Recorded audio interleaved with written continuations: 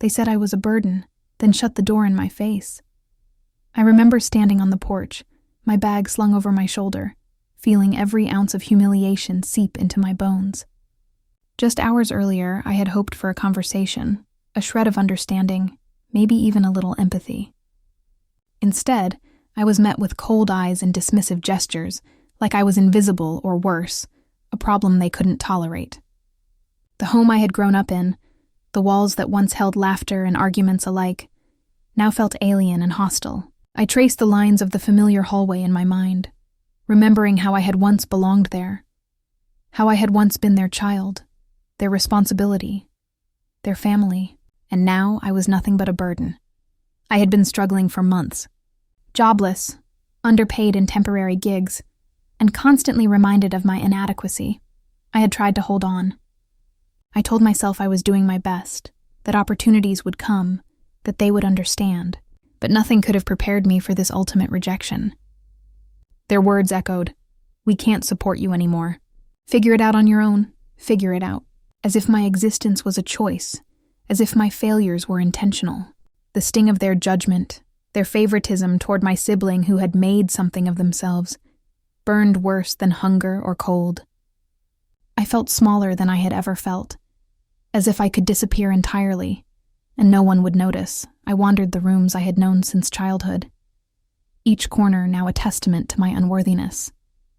My mother's china, my father's books, my siblings' laughter from memory, all reminders that love here was conditional, earned by success, not by blood. The heaviness of betrayal pressed down on me, making each breath feel like a chore. How could the people who promised to protect me, who swore they would be there, cast me aside so easily? I realized then that the love I thought was unconditional was nothing more than a fragile agreement, broken as soon as I faltered. My heart pounded with a mixture of sorrow and disbelief. I slung the bag over my shoulder again, stepping down the porch with legs that felt like lead. Neighbors glanced, eyes fleeting, not stopping, not asking, not caring. I wondered if anyone had ever felt as invisible as I did in that moment. I tried to swallow the lump in my throat, to fight the tears threatening to spill. But they came anyway, silently at first, then in full, unrestrained. Each step away from the house was a step into uncertainty, yet a step into something I could no longer ignore.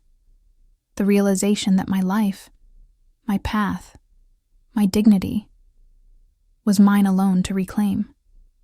And as the door clicked behind me, I understood the stark truth. I had been cast out, but maybe, just maybe, that was the beginning of everything I needed to change. I remember pacing the living room just hours before I was kicked out, desperately trying to make them see me, to make them understand that I wasn't asking for charity, only patience. "I'm trying," I said, voice shaking. "I'm doing everything I can to find a job." My words seemed to hit invisible walls. My father's eyes never left the television. My mother barely glanced up, and my sister smirked, perched comfortably on the couch, as if my struggle were some kind of entertainment. Every attempt at reason fell flat, met with sighs, dismissive gestures, and a casual, "You'll figure it out or not. We can't keep carrying you." The confidence in their eyes stung worse than their words. The certainty that I was nothing in comparison to my sibling, nothing in comparison to their expectations. I couldn't escape the contrast between us. They lounged in their certainty, wrapped in privilege and comfort, while I trembled with every syllable, aware of how powerless I had become. It wasn't just about the money. They made me feel small, expendable, as though my very existence was a mistake. The favoritism was undeniable. My sister, the golden child, received endless praise for the smallest achievements, while my failures were broadcasted in silent judgment. Every compliment I ever heard in my life now felt like a hollow echo, reserved for someone else, someone better, someone worthy. And yet, in my gut, a stubborn fire began to flicker, a quiet whisper that perhaps this imbalance wouldn't last forever. I tried appealing to empathy, recounting long nights I had spent helping with family errands, sacrificing my own needs for theirs, but it was like speaking another language. "You're overthinking," my mother said lightly, dismissing my words, while my father shook his head, muttering, We've done enough. I felt trapped in a room filled with love that was conditional, that only recognized me when I succeeded, only noticed me when convenient. And as their patience wore thin with me, I began to notice the cracks in their own arrogance, the overconfidence, the dismissiveness. Little did they know, the very disdain they showed me planted seeds that would one day grow into something far more powerful than mere words. Even as I stood there, small, trembling, and dismissed, the first hints of revenge, carefully imagined and thrilling in their injustice, began to take root in my mind. For weeks, maybe months, I drifted through life like a shadow, moving from one temporary job to the next, each paying just enough to cover a cheap bed or a friend's couch. I never stayed in one place long, never let anyone get too close because I didn't want pity, and I certainly didn't want to admit how badly I had fallen. Every morning I woke up with a knot in my stomach, a reminder that I had nowhere to call my own, no sanctuary, no family to rely on. The streets felt indifferent, and every glance from a stranger seemed to judge me, as if my poverty and misfortune were crimes. I became painfully aware of how the world treats the vulnerable, the dismissed, the overlooked, and it was brutal. I remember one night, curled up on a threadbare couch at a friend's apartment, staring at the ceiling and wondering if I had failed completely. I had spent so many years sacrificing for a family that now saw me as disposable. Nights like that tested me, stripped me of pride, but also forced me to confront a truth I had avoided. I was alone, and if I wanted to survive, I would have to rely entirely on myself. No one was coming to rescue me. No one would come to hand me what I had been denied. The bitter realization burned, but it also stirred something else, a determination, quiet at first, like the soft ember of a fire. Maybe my suffering wasn't permanent. Maybe I could turn this around. I took every job I could, from delivering packages in the freezing cold to cleaning offices after hours. Each day a grind that chipped away at my exhaustion but built a strange, hardened resilience. I learned to stretch every dollar, to find moments of dignity in menial labor, to see myself as capable even when everyone else had written me off. At night, when I lay on someone else's couch, I would replay the moments when my family had dismissed me, when they had laughed at my failures or ignored my pleas. In those quiet, lonely hours, I began imagining a life where the tables had turned, where the power imbalance was reversed. Those daydreams became lifelines, sparks of hope that reminded me I wasn't entirely powerless, even if the world and my own blood had tried to convince me otherwise. Each hardship became a lesson, each insult a motivation, and little by little, I started believing that I could not only survive, but rise. It happened unexpectedly, in the most mundane way. I was delivering a package for a temp job when I overheard a conversation between two clients about a small investment opportunity. At first I dismissed it, thinking, of course this isn't for someone like me, but something about their words stuck. That night, lying on the couch, I couldn't shake the idea. Maybe there was a way out of this endless struggle, a way to turn every late shift, every rejection, every moment of humiliation into a stepping stone. I began researching, learning about small business ventures, smart investments, and even online marketplaces. The world that had seemed closed off started to crack open just a little, and I realized opportunity didn't announce itself. It had to be seized.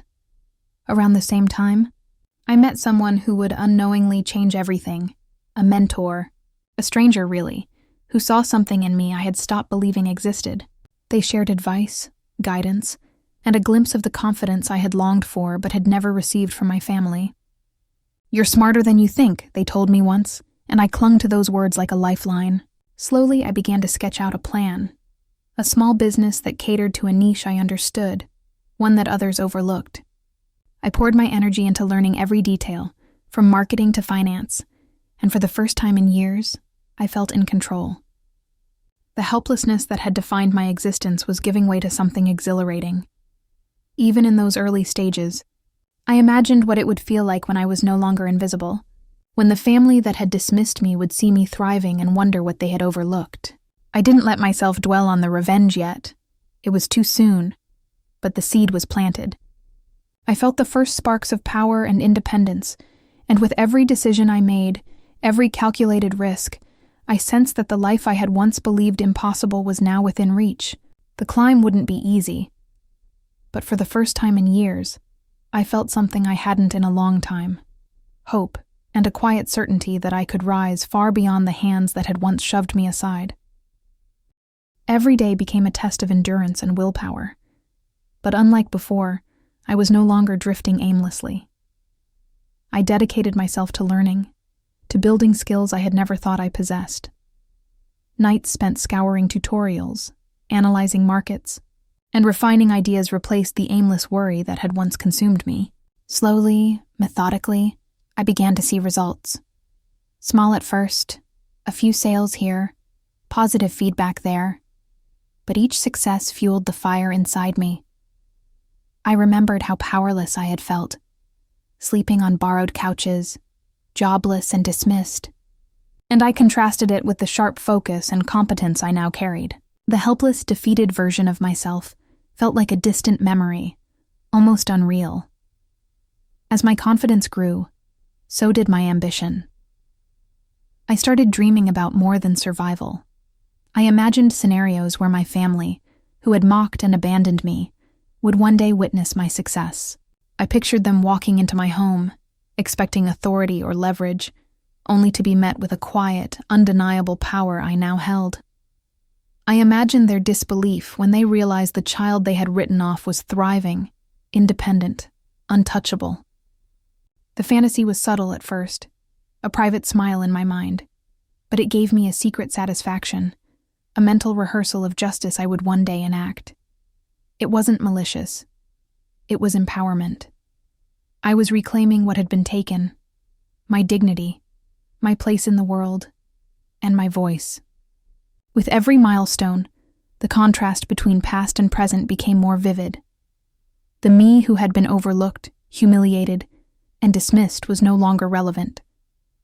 In its place stood someone deliberate, resourceful, and steadily rising. And while I didn't yet confront my family, every calculated decision, every late night, every risk I took fed a growing certainty. The time would come when they would recognize the consequences of their cruelty. I could feel the contours of that moment in my mind, and it made every sacrifice, every struggle, every lonely night worth it. I was no longer a victim. I was becoming a force they would have to reckon with. 5 years had passed since I last set foot in that house. 5 years of grinding, learning, building, and slowly carving out a life that was entirely my own. I had moved into a place I could finally call mine. Modest at first, but increasingly comfortable. A tangible proof of my independence and resilience. Then came the call I had never expected. The one that made my chest tighten and blood run cold. My family, the same people who had thrown me out when I was at my lowest, were suddenly back, claiming rights to the very home I had worked so hard to secure. "We're taking this house!" My sister's voice practically screamed over the phone. The audacity made my hands clench instinctively. 5 years of effort, of struggle, and here they were, treating my life as if it were a playground for their entitlement. I sat in stunned silence, the words repeating in my mind, both infuriating and oddly exhilarating. How had they imagined I would react? That I would just hand it over, grovel, or apologize for daring to thrive without them? The thought sent a shiver of both fear and anticipation through me. Part of me wanted to scream, to lash out, to let the years of bottled-up anger explode. But I held back. I had learned restraint, strategy, patience, the weapons I hadn't had back then. And even in the shock, I felt a dark thrill. Their confidence, their arrogance, their certainty that they could waltz back into my life and take what I had built. It was a mistake. A big one. I allowed myself a small, private smile, imagining the look on their faces when they realized that the tables had turned. They had no idea what they were walking into. When they arrived at my door, perfectly dressed and brimming with self-importance, I felt a surge of controlled energy. My sister stepped forward first, tossing her keys onto the counter as if she owned the place. "We're here to settle things," she said, her tone sharp, eyes flicking around the room as if inspecting the space I had built from scratch. I took a deep breath, letting my calmness settle over the moment. "Settle what exactly?" I asked, voice steady, measured. "This is my home. You left me 5 years ago. Do you really think you can just walk in and take it now?" The words seemed to shock her, and I caught a flicker of doubt in my mother's otherwise imperious expression. They didn't back down, of course. My father's voice rose, a mixture of indignation and entitlement. "We're family. You can't just ignore your responsibilities. This house belongs to all of us," he insisted, pacing slightly, as if movement could lend his argument weight. I leaned against the counter, letting their tension fill the room while I stayed grounded, aware of every detail, every falter in their confident facades. "Belongs to all of us? 5 years ago, you said I was a burden. You shut the door on me. How does that make sense?" I let the words hang, sharp and undeniable. Their arrogance wavered ever so slightly, but they masked it with thin smiles. The negotiation escalated into barbed exchanges, accusations and justifications volleying back and forth. They tried to guilt me, invoking family bonds, past mistakes, and expectations I had once internalized. I responded with quiet authority, each phrase carefully chosen, each sentence reinforcing that I was no longer the powerless child they had discarded. Inside, I could feel the tension crackling, the unspoken recognition that this wasn't going to be easy for them. And though outwardly composed, I couldn't help but imagine the look on their faces when reality finally sank in. That the confident, dismissive family who had thought they controlled everything now faced someone who had learned to play the game far better than they ever had.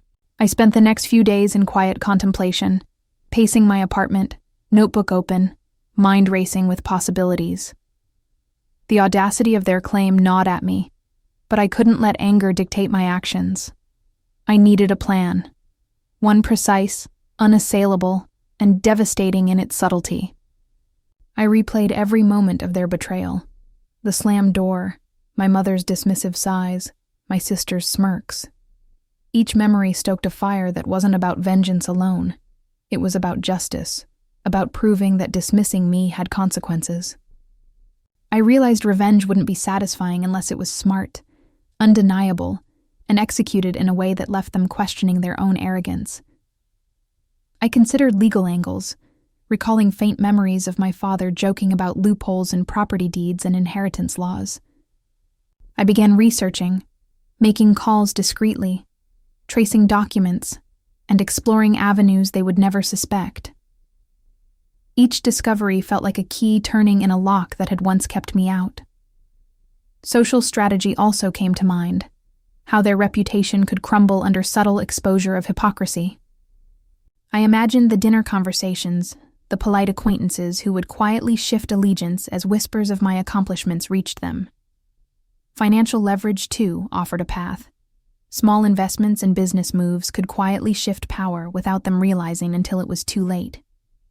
Yet, I grappled with a moral dilemma. Part of me wondered, am I crossing a line? Is this cruelty or rightful justice? I reminded myself that they had chosen cruelty first, casting me out when I was powerless. My plan would not humiliate for the sake of pride. It would assert the balance they disrupted. The more I plotted, the more suspense built, the more deliciously precarious the coming confrontation felt. Each layer of the plan threaded together, legal, social, financial, forming a web that promised resolution, retribution, and above all, satisfaction. I smiled quietly, imagining the moment when their arrogance collided with reality. The pieces were moving, and soon, everything would be revealed. The first win was small on the surface, but it cracked their certainty wide open. I arranged a meeting under the pretense of compromise, a neutral mediator I thought might help us avoid trouble. They came armed with arrogance and entitlement, convinced a show of presence would intimidate me back into submission. What they didn't know was that I had quietly done my homework, documents copied, claims verified, a quiet legal notice filed that would make their simple threat look absurd. As we sat around the kitchen table, Their words carried the old weight of assumption. My voice carried something different. Clarity. My sister launched into a practiced tirade, the rehearsed fury of someone used to getting her way. "This house has family history," she declared, eyes flaring as if sentiment could override fact. My father attempted to bolster her, producing half-memorized anecdotes about heritage and duty. But the mediator glanced at the papers I slid across the table, and then at them. I kept my tone even, deliberate, no rage, only fact. I pointed to dates, signatures, the way property law had been applied and documented. I traced each step, calmly dismantling their entitlement with the same patience I had used for years when teaching myself things I had once been told I could never learn. Watched the slow collapse of their certainty like a scene I'd rehearsed only in my head. My sister's face flushed, then paled. My father tried to recover with bluster, but his words sounded hollow. I watched the realization creep across their features, that smugness collapsing into confusion. They frantically splashed around for rebuttals, memories, old conversations, bargaining, but the document was a wall. I didn't gloat. I simply explained, step by careful step, how the legal record stood, and how their sudden claim had no basis. I could see the shift, the recalibration as they began to understand they had miscalculated. That afternoon created ripples. A neighbor who had once turned away started asking awkward questions when he saw their tense faces leaving my doorway. The sister who had once flaunted invitations now found herself blunted by whispered curiosity. Small people in our small town began to notice that I wasn't the same person they remembered. Word travels in fits and starts. By evening, a cousin called with a tone that lacked conviction, and an old family friend who had once advised against me suddenly offered careful, tentative support. Reputation is a fragile thing, and their sudden stumble made people reconsider the stories they'd taken for granted. But the most satisfying part was watching their faces when the legal reality met their entitlement. I thought back to the night they closed the door on me and felt the same cold, but now the chill belonged to them. I remembered the small humiliations I'd endured and how they had assumed my silence meant weakness. The truth was that silence had been strategy. It was a quiet accumulation of things they never expected me to obtain. Each document, every saved receipt, each quiet consultation with a lawyer, had been a brick in a foundation they assumed I couldn't afford. I allowed myself a private, small smile, not because I relished their discomfort, but because justice had begun to align with effort. I had turned patience into power, humiliation into legitimacy. They left that day with faces drained of certainty, their footsteps heavy with disbelief. As the door closed behind them, I didn't cheer or shout. Instead, I stood at the sink, hands wrapped around a mug, feeling the steady, satisfying pulse of someone who had reclaimed a corner of dignity. It was only the first win, but it signaled everything I had been working toward. Proof that their power was not absolute, and that my life could no longer be bargained away. I slept that night with a restless, hopeful energy, knowing the game had changed, and that the larger move I'd been patient for was now much closer than before.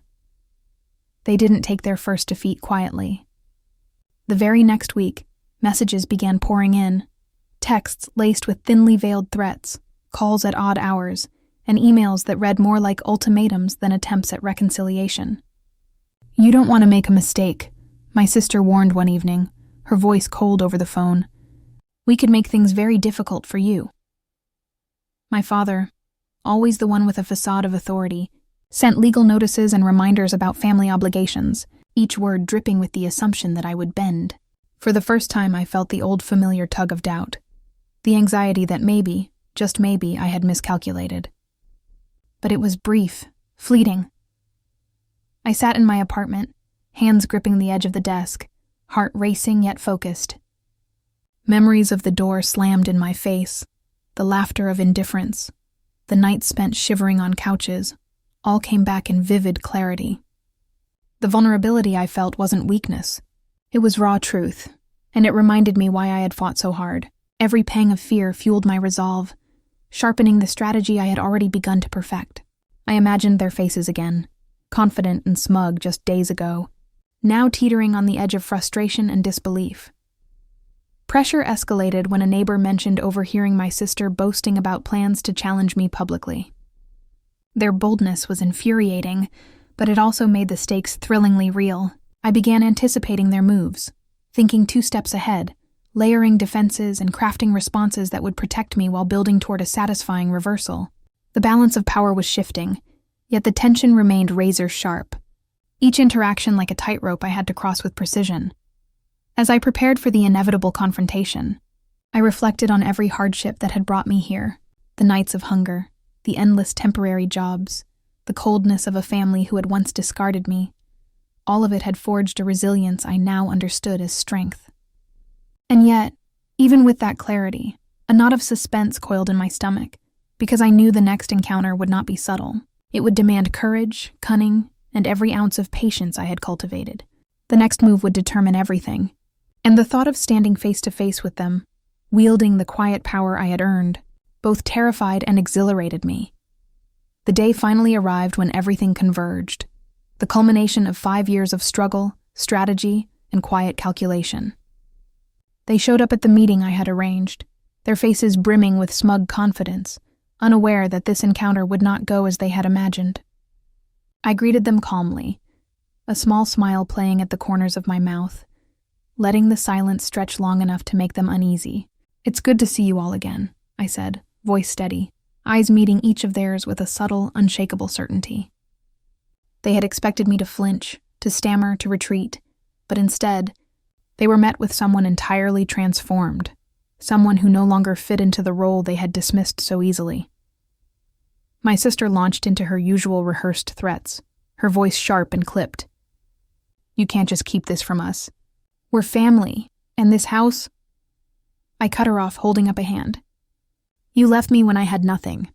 Do you really think your entitlement can override years of evidence and law?"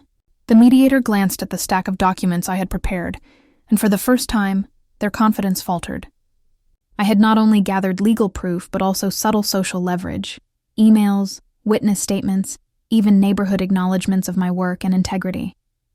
I had crafted the perfect storm, and now it was unfolding. Then came the moment I had anticipated, rehearsed countless times in my mind. "You called me poor," I said, voice calm but electric with restrained satisfaction. "You said I would never amount to anything." I pressed a button on my phone, and outside the large window of my office, a sleek black helicopter touched down on my newly paved driveway, a symbol they could not ignore. My mother's face went pale, my sister's mouth hung open, and even my father, who had always maintained an air of authority, froze. They had dismissed me, laughed at my struggles, and yet here I stood, calm and untouchable, living proof that every assumption they had made was wrong. Their disbelief only intensified as I detailed the business deals, investments and accomplishments they had once mocked. I watched as they tried to muster arguments, but each word sounded hollow against the reality I presented. "I've worked for this," I said softly, letting each syllable land. "Everything I have, I've earned. And you? You had your chance and chose cruelty instead of support." The moral weight of their choices hung visibly on them. As neighbors, colleagues, and even mutual acquaintances who had been quietly observing began to grasp the reversal, I felt no gloating, only a profound, resonant satisfaction. The humiliation they had once imposed on me, the cold dismissals, the slams of doors, the casual arrogance, was now mirrored, not through malice but through the undeniable truth. I had risen while they remained trapped in their entitlement. Each glance they exchanged spoke volumes, shock, regret, and a dawning understanding that they had underestimated me. I had transformed their assumptions into my proof, their disdain into a catalyst for achievement. After they left, I sank into my chair, letting the tension of the past week slowly dissolve. The adrenaline of confrontation faded, leaving space for a quiet reflection I hadn't allowed myself before. I thought about the person I had been, the jobless, rejected version of myself, wandering from couch to couch, swallowed by doubt and despair. And then I contrasted it with who I had become, capable, confident, and unshakable. Every hardship, every moment of humiliation, every night spent questioning my worth, had forged a resilience I now recognized as strength. The journey had been painful, but it had been necessary. I also thought about my family, not with bitterness, but with clarity. They had been defeated not by me alone, but by the imbalance of choices they had made. Their cruelty had sown its own undoing, and the justice I experienced was a natural consequence, a karmic alignment I hadn't forced but had earned. I felt a bittersweet satisfaction, knowing that while they had been humbled, I had maintained my integrity. I hadn't stooped to ridicule or malice. My power was measured, precise, and fair. That gave the victory a depth I could feel in my chest. As I sat quietly, I realized the most important triumph wasn't the house or the status or even the public vindication. It was the reclamation of myself, my confidence, my independence, my dignity. I could move through the world knowing that my worth was never defined by their approval or lack thereof. The experience had reshaped me, instilled patience, strategic thinking, and a sense of moral clarity I would carry forward. And in that clarity, I found peace. I had faced rejection, humiliation, and disbelief, and I had emerged whole, empowered, and unbroken. The echoes of the past remained, but they no longer controlled me. Instead, they were reminders of how far I had come, and how firmly I now stood in my own truth. I stood on the balcony of my home that evening, the city lights stretching endlessly before me, a quiet testament to the life I had built with my own hands. The air was cool, and for the first time in years I felt truly at peace. The echoes of past humiliation, the slammed doors, the dismissive glances, the laughter of indifference were still there, but they no longer held power over me. I had faced them, outwitted them, and reclaimed not just my home but my dignity. The weight of 5 years of struggle had transformed into something solid, tangible, and freeing. As I looked out, I reflected on the journey, the nights of doubt, the relentless work, the tiny victories that led to larger ones, and the patience that had allowed me to turn the tables. The moral clarity was undeniable. Cruelty and dismissal only have power if you let them. I hadn't just won against my family, I had won for myself, proving that resilience, strategy, and self-belief matter more than inherited privilege or temporary mockery. The catharsis was deep, satisfying, and long overdue. And yet, I knew life was never truly static. There would be new challenges, new betrayals, new moments to test the strength I had cultivated. But I also knew that no matter what came, I had the tools to face it, to rise, and to maintain my integrity. For anyone watching, the lesson was clear. Even when the world casts you aside, even when those closest to you underestimate or betray you, your strength, patience, and courage can create a reality far beyond what others think is possible. And as the lights shimmered below, I allowed myself a quiet smile, knowing this chapter had closed. But my story and my power would continue. Months later, I found myself in a position I could hardly have imagined back then, thriving in ways that extended far beyond financial success. My business had grown, my home was a sanctuary, and for the first time, I felt a sense of abundance that wasn't just about wealth, but about control over my life. I began helping others who had faced rejection or hardship, offering guidance, mentorship, or even just a listening ear. It was a quiet form of justice, giving back the support I had once longed for, and proving that triumph was most meaningful when shared. I often thought back to the nights on couches, the humiliation of being thrown out, the whispered insults of family members who thought I would fail. The contrast was striking. Then I was powerless, invisible, dismissed. Now I was confident, capable, and recognized, not just by strangers, but by a world I had shaped through perseverance. Each person I helped, each small victory in someone else's life, reminded me how far I had come and reinforced the moral clarity of my journey. Rejection had fueled resilience, betrayal had sharpened determination, and the life I now led was both proof and reward. Standing in my office one evening, I paused to reflect, a quiet smile tugging at my lips. The past no longer haunted me. It had sculpted me. I was no longer the person who had begged for acknowledgement or feared dismissal. I was triumphant, grounded, and empowered, not through revenge alone, but through growth, strategy, and integrity. And as I looked out over the city lights again, I felt certain that life, when faced with courage and resolve, could be reclaimed and reshaped into something far greater than what rejection had once promised.